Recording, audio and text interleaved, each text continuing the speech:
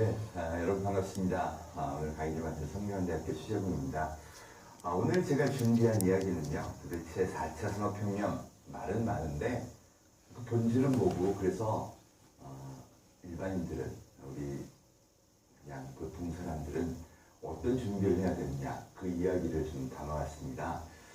인공지능, 로봇, 그리고, 앞으로 자율주행차, 다양한 디지털 기술들이 소개되고 있고요. 그게 앞으로 세상을 바꿀 거다. 4차 산업혁명인 거 맞는 것 같습니다. 그런데 아직은 그것들이 막 돌아다니고 이러고 있지 않으니까 좀 막연한 생각도 드시죠. 그런데 오늘 제가 준비한 이야기는요, 그게 아니라 그냥 우리의 일상에 이미 깊숙이 찾아와 버린 혁명 이야기입니다. 그래서 제목도요, 아예 인류가 바뀌었다. 새로운 인류, 신인류입니다. 무슨 얘기인지 같이 이야기 속으로 들어가 보시겠습니다. 제가 혁명을 상징하는 인류의 삶을 찾아오는 혁명의 상징, 첫 상징으로 BTS를 가져왔습니다. 대단하죠?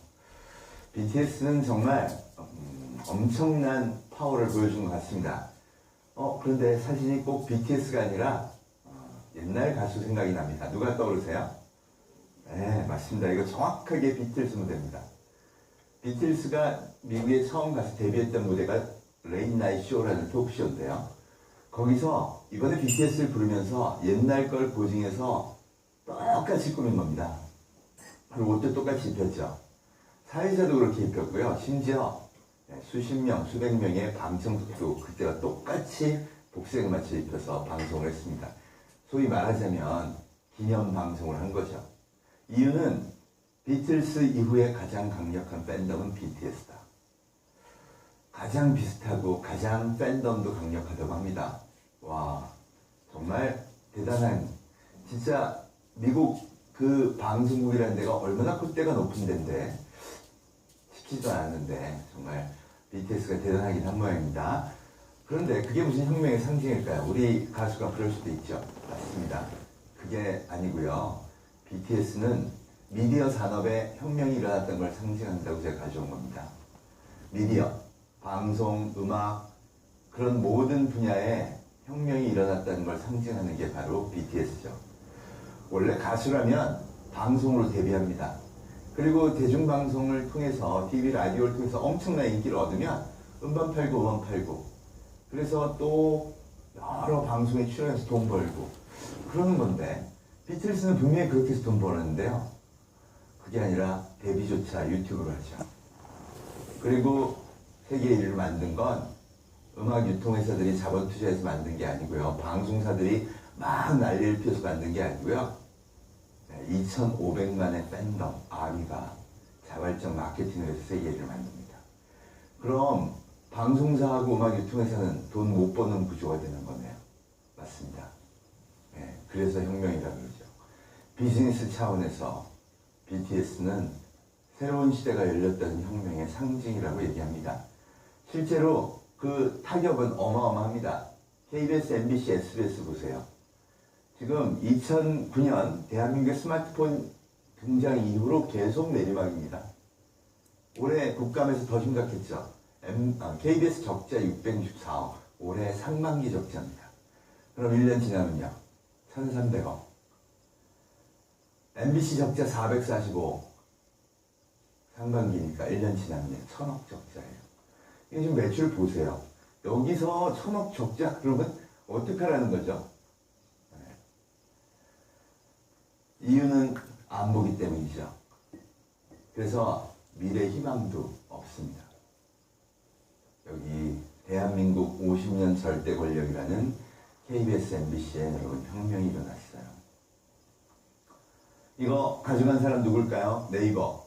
이미 4조 5천억이라는 거대한 자본을 잠식했고요. 2018년부터는 이 유튜브가 우리나라의 최고의 디지털 플랫폼, 영상 플랫폼으로 떠오릅니다. 하루에 3,100만 명이 매일 접속해서 유튜브를 보고 있다고 합니다. 그것도 대한민국에서만. 그러니 권력이 교체된 거죠. 미디어 산업에 분명하게 혁명이 왔습니다. 은행도 볼까요? 제일 안전한 직장이라고 불리는데 내부를 보니까 텔레뱅킹, 인터넷뱅킹, 자동화기기, 이거 다 무인 서비스인데 처리 비중 90.5%네요. 그럼 삼척 동자도 알겠죠? 지점 90% 폐쇄해도 되는 거. 실제로 시티은행은 80% 폐쇄해버렸습니다. 와, 그리고 실적 바로 개선했어요. 따라해야죠. 이보다 더한 혁명도 있죠. 아예 은행을 만들었는데 지점이 하나도 없어요. 카카오뱅크, K뱅크. 여러분, 카카오뱅크 올해 딱 서비스 개시 24개월 만에 고객 1100만 돌파했습니다. 우리는 약과예요. 중국 보세요. 알리페이, 위챗페이. 아예 화폐 없는 나라로 만들어가고 있습니다. 이게 금융에 찾아온 혁명. 유통, 가장 많은 일자리가 나오는 것이죠. 네. 이 유통에서 혁명이 일어나는 거 보세요. 우리나라도 2018년 하반기부터 온라인, 특히 모바일 쇼핑 급격하게 증가합니다. 올해 통계청 발표가 정말 놀라웠죠. 이제 하루에 1일 결제되는 신용카드 금액, 이게 전체 5조 정도 됩니다. 하루에 5조씩 우리가 신용카드 결제하는데 그 금액이 드디어 온라인이 오프라인을 넘어섰어요. 그럼 대한민국 소비의 표준이요, 온라인이 표준이 된 겁니다. 이러면 어떻게 될까요? 대형 마트 적자 개시했죠. 네, 또 자영업자들 어려워집니다. 식당도요, 배달 안 하면 먹고 살기 어려워져요. 이러니 거대 유통시장에 혁명이 일어났다고 볼 수 있죠. 미국은 어떻게 됐을까요? 더 빨리 갔습니다. 백화점 3분의 1 폐쇄, 20%의 프랜차이즈 리테일샵 문 닫았습니다. 자, 앞으로 10년 후에 직장을 갖게 될 청년 얘기를 한번 볼까요? 우선 방송사에 취업하는 게 좋은 일이 아니에요. 그죠? 방송사 구조조정 50% 눈앞에 있습니다. 두 번째, 은행 가는 건요, 행원이 되어야 되는 게 아니라 디지털 뱅킹을 잘해야 돼요. 유통은요, 디지털 유통에 관한 전문가를 취업 쉽습니다. 그럼 수능 잘 보고 영어 점수 좋고 스펙 괜찮으면 들어갈 수 있을까요? 오늘 이야기의 주제입니다, 여러분. 혁명이 느닷없이 왔어요. 우리 생활 깊숙이 매일 음악을 듣고 방송을 보고 물건을 사고 은행 업무를 보는 우리의 일상에 혁명이 이렇게 왔습니다. 여러분, 이 준비는 어떻게 해야 될까요? 과연 우리는 어디서부터 어떤 변화를 만들어야 할까요? 이 혁명이 우리한테 찾아온 거라면 제일 중요한 출발점은 우리의 생각의 근본을 바꾸는 겁니다. 네.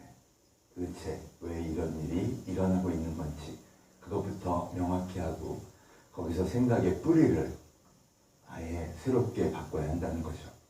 오늘 여러분하고 그 이야기를 한번 나눠보려고 합니다. 우선 원인부터 볼까요? 너무 명료하죠. 바로 이놈 스마트폰의 등장입니다. 이게 등장한 지 대한민국 10년 만에요. 다 TV 안 보고 유튜브 보고요. 시키지도 않았어요. 그죠? 네, 은행 안 가고 쇼핑 이걸로 하고 그러면서 느닷없이 바뀐 겁니다. 그래서 생태계가 다 깨진 거죠. 재밌는 건 이게 혁명을 이끄는 중요한 도구이니 빨리 배우고 학습합시다. 이런 방송도 교육도 한 번도 없었다는 겁니다. 매일 우리가 접하는 교육은요, 이거 진짜 몹쓸 도구야. 가족관계 파괴범, 그죠? 인간성 가치 손실을 만드는 주범, 중독 유발자, 아주 안 좋다는 얘기만 계속 해왔습니다. 그래서 은근히 이거에 대한 굉장히 나쁜 거부감이 우리 사회에 아주 팽배해 있습니다. 더 황당한 건 뭐냐? 그렇게 나쁘다는 게 그렇게 또 동의하면서도 기를 쓰고 사서 쓴다는 거죠. 대한민국 인구 95%가 씁니다. 이러면 굉장히 높은 비율이에요. 전 세계적으로도. 이게 궁금합니다. 아니, 사실 오늘 제일 중요한 이야기이기도 해요. 그렇게 나쁘다는데 왜 그렇게 기를 쓰고 사서 쓸까요? 이 원인을 정확히 새겨보셔야 됩니다. 인간이 자발적 선택을 통해 새로운 세계로 가는 이유는 딱 하나입니다. 경험했더니 생존에 유리하다고 판단하는 거죠. 이게 유발 하라리가 쓴 사피엔스의 역사의 딱 하나의 룰입니다. 이건 진화의 선택이죠. 인간은 경험한 이후 이게 생존에 유리하다고 판단한 거예요. 그래서 전 세계 40억, 대한민국 95%가 이걸 쓰고 있는 겁니다. 그럼 진화에서 남겨진 교훈은요, 딱 하나입니다. 절대 그대로 가지 않는다. 우리는 이미 정해진 미래 앞에 서 있습니다. 우리가 어떤 생각을 갖고 있든 상관없이요. 문제는요, 이제 슬기롭게 극복하고요. 새로운 문명을 만들어가면서 우리가 원하는 방향으로 이끌어가야지, 이걸 계속 부정적이다, 안 좋다, 애들 금지시킨다 해서 해결할 문제가 아니라는 거죠. 이래서 혁명입니다. 내 생각의 뿌리가 다 흔들리고 바뀌어야 된다는 거죠. 어떻게 하면 극복할 수 있을까요? 제가 한 사례를 들어볼게요. 요즘 은행에 사람이 안 옵니다. 지점장님이 특단의 조치를 해요. 옛날에도 많이 했던 거. 자, 내일부터 아침에 30분 일찍 출근합시다. 삐 누르고요. 땡땡 은행 무슨 지점. 이거 옛날에 많이 보셨죠? 그리고 전 직원 나와서 길에서 인사하고 시작하는 거예요. 감사합니다. 무슨 은행입니다. 이러고 시작해요. 그럼 효과 있을까요? 없어요. 왜 없는 줄 아세요? 그분들의 정성이 참 가득하고, 야, 진짜 열심히 한다, 이 감동은 늘 있습니다. 똑같아요, 옛날하고. 그래서 효과가 있을 것 같은데, 문제는 뇌가 바뀐 탓이에요. 여러분, 은행 업무를 떠올리면 은행이 떠오르는 게 아니라 폰이 떠오르죠. 여기서 끝나요. 은행 지점에 간다는 것이 내 생각의 프로세스에 들어오지 않으니까 그런 인사가 아무 소용이 없어지는 겁니다. KBS PD가 전부 모여서 재밌는 방송 만들자. 특히 청소년들이 요새 TV를 안 본다는데 재밌는 방송을 보러 올 거야. 이게 말이 되나요? 여러분, 아이들은요, 프로세스에서 TV를 켠다가 없어졌어요. 제가 우리 대학원생들한테 지난주에 일주일 동안 TV 본 사람, 집에 TV가 없는데요.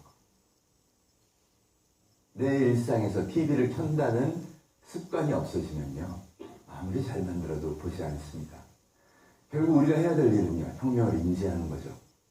절대 되돌아오지 않을 새로운 시대로 넘어갔다. 그럼 생각을 바꿔야 됩니다. 은행의 새로운 가치가 뭘까? 방송은 어떤 고객을 대상으로 다시 만들어야 할까? 혁명적 생각을 통해 새로운 도전을 해야 이 시대를 극복할 수 있는 겁니다.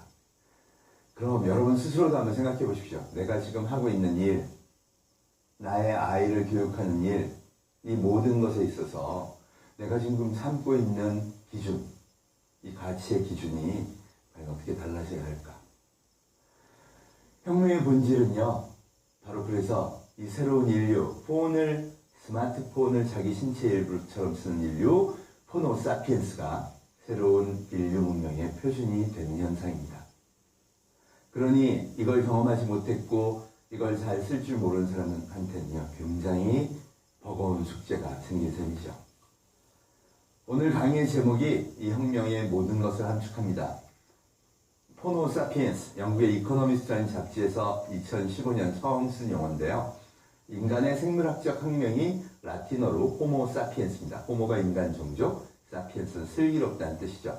그래서 현대 인류, 아프리카 출발한 현생 인류를 생물학적 분류로 호모 사피엔스, 줄여서 사피엔스라고 부르고요.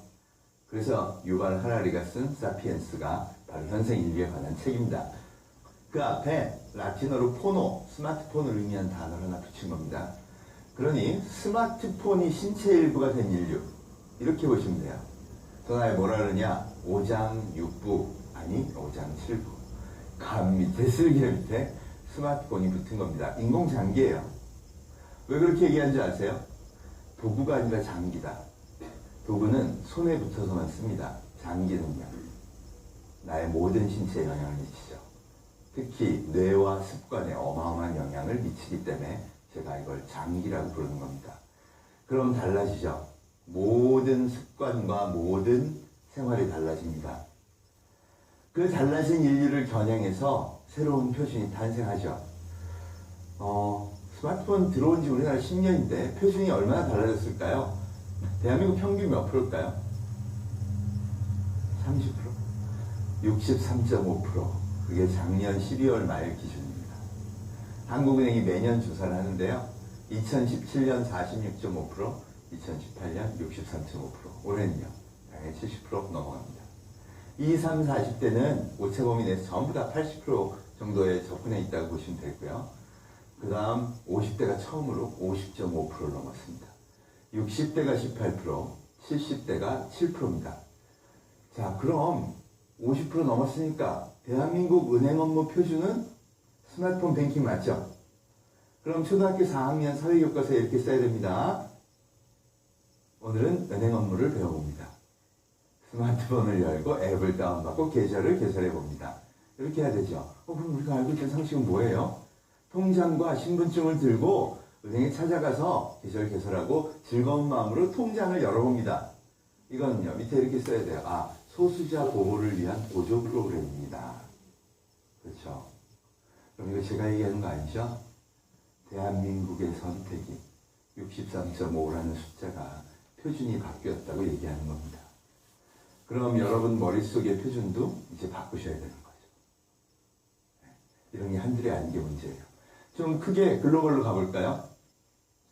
대한민국에서는 택시와 우버 중에 우버가 불법입니다. 그죠? 택시가 표준이에요. 전 세계 표준은 뭘까요? 우버입니다. 제가 외계인이 돼서 지구촌을 한번 내려다 볼게요. 제일 차 많은 나라 미국 사용자 수 기준 표준은 뭘까요? 우버입니다. 2014년부터 합법화 시켰고요. 미국도 저항이 심했습니다. 여러분 뉴욕에서만 택시기사가 12명이 자살했어요. 그런데 걔는 그냥 갑니다. 잔인하다 그럴까요? 사실 저는 이거 우버 불법하는 거 아마 많은 분들이 그렇겠지만 상당히 우리나라 분들이 다 공감해 줘요. 그죠? 또 이번에는 제일 인구가 많은 나라 중국으로 가봅니다. 중국은 어느 게 표준일까요? 네, 우버입니다. 2012년부터 시작했어요. 네. 그리고 이미 7년이 지났고요. 우버 차이나도 들어와서 영업해. 그런 다음 중국 토종업체 잡아먹어 버렸죠. 디디 출신이 이제 우버보다 더 큰 회사가 됐습니다. 동남아는요. 네, 우버예요. 그랩이라는 토종 서비스 있어요. 인도는요. 네, 우버 올라라는 게 있습니다. 여기 인구 합하면요. 40억이 넘어요. 그럼 외계인이 객관적으로 보면요. 숫자로 보면 네, 지구의 표준 모빌리티 서비스는 우버 서비스라는 거죠. 자, 이 두 개 한번 체크하고 갈게요. 모바일 뱅킹이건 우버 서비스건 스마트폰 없으면 쓸 수 있나요? 없나요? 그럼 이 두 가지 관점에서는 표준 인류가 호모 사피엔스 맞죠? 문제는 이게 너무나 많아진다는 거죠. 우버의 출발점을 한번 보겠습니다. 우버의 창업 연도는 2009년도인데요. 켈러닉이라는 친구가 우버를 어떻게 만들었냐? 아니, 택시를 왜 저렇게 불편하게 타지? 폰 있는 사람끼리 차도 좀 나눠 쓰고 더 싸게 할 수 있는데, 그러면서 폰을 든 인류를 표준으로 택시 서비스를 바꾼 거예요. 그리고 10년 된 올해 상장했습니다. 지금 현재 기업가치 61조.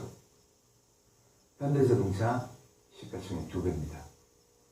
거대한 성공을 이 청년이 거둔 거죠. 이런 거 많아요. 아니, 호텔을 왜 그렇게 비싼 돈 주고 다녀? 집을 좀 나눴으면 되지. 이게 뭐죠? 에어비앤비. 2008년 창업했어요. 11년째 된 이 기업 가치 지금 43조입니다. 힐튼 그룹이 세계 최고의 호텔 그룹인데 요거 19조거든요. 자, 아니 왜 그렇게 비싼 돈 주고 맨날 불편하게 왔다 갔다 하면서 비디오 테이프는 빌려봐야 돼? 그러지 말고 손 안에서 보면 어떨까? 이게 어느 회사죠? 넷플릭스 100조 넘었어요. 아니 꼭 배달을 시켜 먹어야 돼? 중국집에 전화해서 배달을 그냥 바꿨어요. 어떤 기업이죠 우리나라? 네, 배달의 민족 요기요. 배민 3조 넘었습니다. 여러분 배민의 창업자 김봉진 대표 디자이너 출신인 거 아세요? 그냥 이 아이디어를 가지고 한 거예요. 무슨 엄청난 소프트웨어 엔지니어의 천재 아니고요. 디자이너 출신의 이 문명을 정말 잘 활용해보자에 집중한 거죠. 여러분 그럼 생각해 보십시오. 수백 조의 기업을 10년 내에 만들 수 있다? 그럼 지금 전 세계 청년들은 가장 뛰어난 우리 옛날로 치면 정말 새로운 사업을 하고 싶은 이병철, 정주영 같은 그런 DNA를 가진 지금 지구의 청년들은 다 어디 뛰어들었을까요? 오늘 된 인류를 표준으로 문명을 바꾸는데 뛰어든 겁니다. 그리고 무려 7천조 이상이 거기 쏟아지고 있어요. 이게 다 실패할 거냐 성공할 거냐? 여러분 이미 많이 성공했죠. 성공한 이유가 뭔지 아세요? 옛날 PC 시대에는 그렇게 바꿀 수 있을 거야 하면 다 망했어요. 그게 닷컴 버블입니다. 이번에 왜 성공한지 아세요? 사용자 수가 폭발적으로 늘기 때문입니다.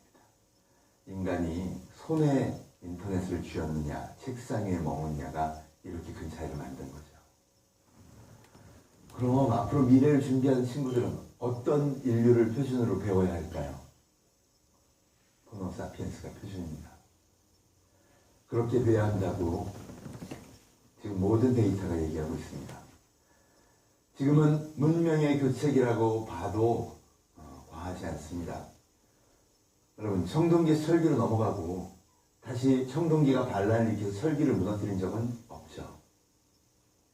역사에 역변은 없습니다. 진정으로 폰을 든 인류, 이 디지털 문명이 생존에 유리하다면 절대 되돌아가지 않는다는 거죠. 그래서 문명은 교체되면 빠르게 일어나고요. 그리고 엄청난 파괴를 갖습니다.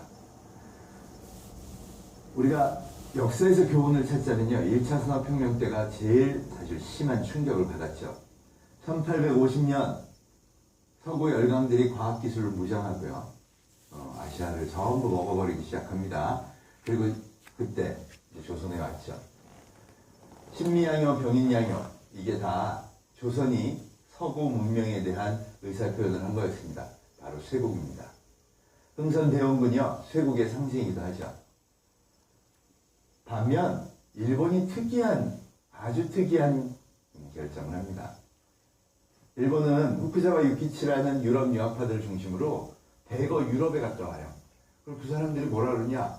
이제 중국은 끝난 것 같아요. 유럽을 받아들여야 됩니다. 입헌 군주제를 하자 그래요. 왕권 내려놓으래요. 법으로 나라를 다스리세요. 그러자면요, 입법부, 사법부, 행정부 도입해야죠. 자본주의 경제 도입해서 대량 생산 체계 갖추세요. 군대도 현대식으로 도입하고요. 교육을 위해서 입법부, 사법부죠. 초, 중, 고등학교, 대학교 만들고 그걸 위해 신분 제도를 철폐하자고 합니다. 여러분, 기득권의 모든 이익이 다 날아가는 거니 얼마나 저항이 셌겠습니까? 그때 모든 권력을 갖고 있던 지방의 영주, 막번과 사무라이들을요, 대거 몰살시키면서 완성한 게 바로 메이지 유신입니다.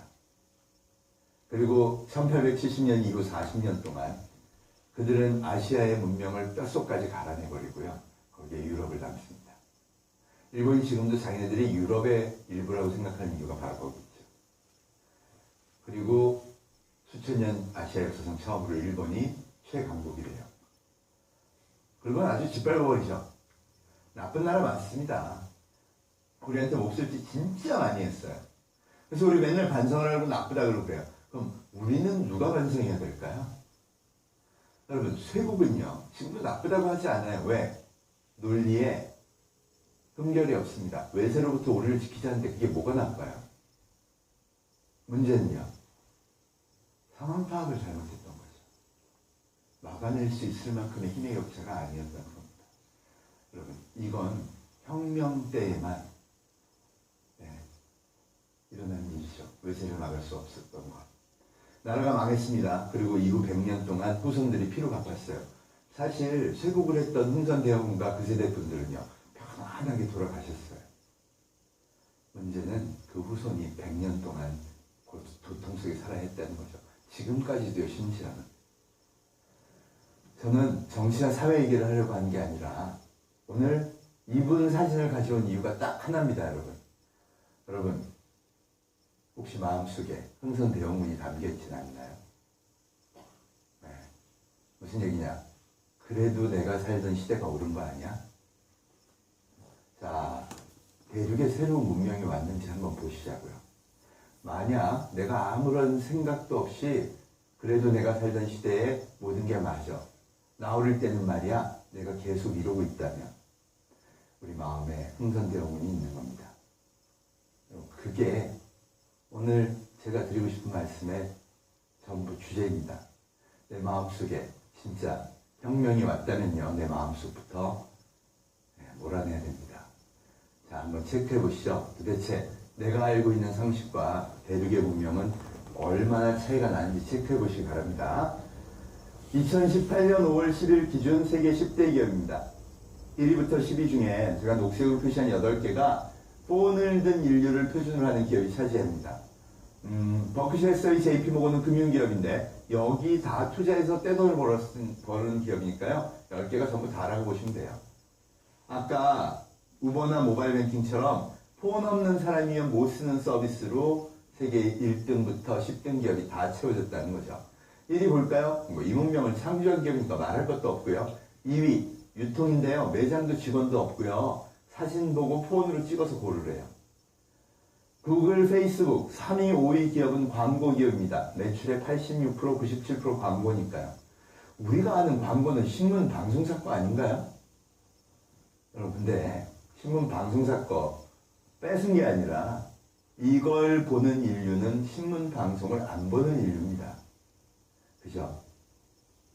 그 인류 호모 사피엔스들을 위해서 새로운 비즈니스 모델을 광고 분야에서 만들었더니 세계 3위, 5위가 된 거죠. 마이크로소프트 16년 만에 세계 1위 복귀했다고 난리가 났어요. 그래서 뭐를 잘했나 봤더니 나델라라는 CEO가 우리 회사는 윈도우즈 파는 회사가 아니라 클라우드 서비스를 파는 회사다.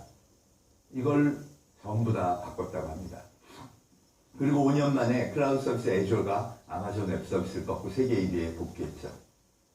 그랬더니 윈도우즈 매출 50%에 애주어라는 클라우드 서비스 세계 1위 달성했다고 세계 1위로 자본이 만들어준 거예요. 클라우드 서비스가 뭐냐면요. 모든 소프트웨어는 앞으로 인터넷으로 다운받으라는 거죠. 우리 윈도우즈는 어떻게 썼었죠? CD로 인스톨했었죠. 그럼 요새 CD 달라고 하면 어떻게 하는지 아세요? 고객님 그만 꺼지세요 그럽니다. 조직을 다 없앴어요. 그러고 보니까 요즘 나온 노트북에 아예 CD기가 없네요. 표준이 바뀐 거예요. 표준이 바뀌기 위해서 조직도 바꾼 겁니다. 결국 이 세계 5개 기업이 보여주는 메시지는 명확합니다. 네. 인류의 표준이 바뀌었다. 중국으로 가볼까요? 알리바바 텐센트입니다. 이게 아시아의 대표 기업이네요. 특이한 게 일본이 없어요. 알리바바 텐센트 어떤 기업이냐? 전부 디지털 기업이죠. 알리바바 쇼핑몰 이걸로 시작해서 이제 200개의 계열사를 거느린 기업입니다. 우리나라 재벌은요, 명함도 못 내밀어요. 은행도 갖고 있고, 보험도 다 해요. 텐센트 출발이 메신저 앱으로 시작했어요. PC용 메신저 앱으로 10년 돈 벌더니요, 카톡을 그대로 베낀 위챗을 출발하면서 거대한 기업이 됐죠. 더 황당한 거, 원래 게임으로 돈 번 기업입니다. 매출의 절반이 아직도 게임이에요. 게임 기업이 세계 최고 기업? 물론 알리바바처럼 200개 계열사를 다 사들였습니다. 여기도 유통, 은행, 보험 안 하는 게 없어요. 방송사까지. 그런데 재밌는 건 저 2개 기업이요. 창업한 지 딱 20년 됐고요. 모든 거래는 디지털 플랫폼. 나의 고객은 폰을 든 인류예요. 저거 근데 누가 키운 거죠? 여러분 중국 공산당입니다. 공산당 중앙위원회가 애지중지 우버도 못 들어와 유튜브도 안 돼 구글도 안 돼 다 안 된다고 막아서면서 키운 애지중지 키운 기업 2개가 저거네요. 그럼 중국 공산당이 정한 중국 문명의 표준은 뭐라는 거죠? 디지털 문명, 포노족의 문명이라는 겁니다. 그럼 이게 얼마나 하기 힘들고 무서운 건 줄 아세요? 우리 왜 우버가 불법이죠? 택시 보호하려고요. 왜 우리 에어비앤비가 불법이죠? 요거는 보호하려고요. 다 이해되시죠? 논리적으로 흠결도 없죠? 근데 이거 다 누구 거예요? 저 20대 청년이 택시에서 차린다는 얘기 못 들었어요. 20대 청년이 여관업 하겠다고 뛰어드는 거 못 봤어요. 다 누구 거예요? 어른들 겁니다. 어른들 거 보호하려고요. 새로운 문명을 다 규제를 막아서는 거죠. 어느 정도일까요? 우리나라의 세계 100대 벤처가 적용됐을 때 몇 개가 불법인가? 2017년 구글이 체크를 했습니다. 70개가 불법입니다. 심지어 이 7개 기업이요. 하고 있는 가장 중요한 영역이 빅데이터 분석과 인공지능인데 여러분 아예 엄두도 못 내요. 우리나라의 인공지능 과학자들이 왜 못 들어온지 아세요? 데이터 건드리면 다 개인정보보호법 위반이에요. 여러분 피싱 메일 한번 받으시고 아유 거봐 개인정보보호법을 해야 되는 거 맞아 이렇게 생각하셨죠? 그러면서 우리는 미래를 날리고 있는 겁니다. 중국이 왜 무섭다고요? 다 죽으라는 거예요. 기존의 어른들은 싹쓸이 방해도 할 수 없다 해요. 2012년부터 그 많은 택시업을 다 바꿔버린 거 보세요. 자, 그렇다면 미국과 중국, 세계에서 가장 강력한 두 나라가 표준 문명을 저렇게 정했어요. 그럼 어디로 갈까요? 정해진 미래로 갑니다. 바꿔야 하는 건 우리입니다. 여기 7개 기업에 무려 5,080조의 자본이 모였습니다. 여러분, 대한민국 모든 기업의 시가총액을 합해도 2,000조밖에 안 돼요. 이 돈은 단 1원도 안 빼고 전부 디지털 문명에 쓰라는 거죠. 저기 일자리가 있고요. 새로운 산업이 있고요. 미래가 있는 거예요. 나머지는요. 전부 줄어듭니다. 왜 우리나라에 투자가 더 없을까요? 할 데가 없어요. 그나마 여기에요. 삼성전자. 여러분, 10개 기업 중에 공장이 있는 기업은 요거 달러 하나입니다. 네, 우리나라 제조업 1등 했어요. 일본 최고 기업이 도요타입니다. 150조까지 떨어졌던 이 기업은요, 최근 250조까지 아베 덕분에 올라왔어요. 나머지는요, 소니 어디 갔어요? 소니. 여러분, 우리 눈에 안 보이는 이유가 뭔지 아시죠? 디지털 시대의 부적응자. 지금 시총 50조예요. 게임기로 버티는 회사입니다. 또,